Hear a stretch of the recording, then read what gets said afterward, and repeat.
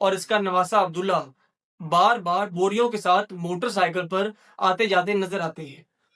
Police کو اطلاع دی جاتی ہے تو تفتیش میں عبداللہ جو ہے وہ اقبال جرم کر لیتا ہے اور سب کچھ بتا دیتا ہے کہ اس کی نانی نے اور ماں نے یہ قتل کیا ہے۔ پولیس مختلف مقامات سے لاش کے حصے برآمد کرتی ہے۔ ملزمان سغرا، یاسمین اور ان کے ساتھی سونی کو گرفتار کر لیتی ہے۔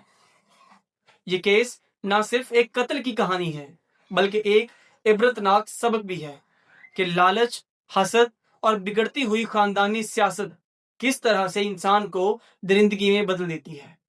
لہٰذا اپنی بیٹیوں کے رشتے کرتے وقت صرف ظاہری قریبی رشتہ داروں پر اندھا اعتماد نہ کریں۔ یہ دیکھیں کہ لوگ حسد اور لالچ کے کن درجوں تک جا سکتے ہیں۔ ناظرین، آج کے بلاگ کے بارے میں آپ لوگوں کی کیا رائے ہے؟ اپنی رائے کا اظہار کمنٹس باکس میں ضرور کیجیے گا، اور اگر ابھی تک آپ لوگوں نے چینل کو سبسکرائب نہیں کیا تو چینل کو لازمی سبسکرائب کر لیں۔ تو ملتے ہیں انشاءاللہ کسی اگلی ویڈیو میں، تب تک کے لیے اللہ حافظ۔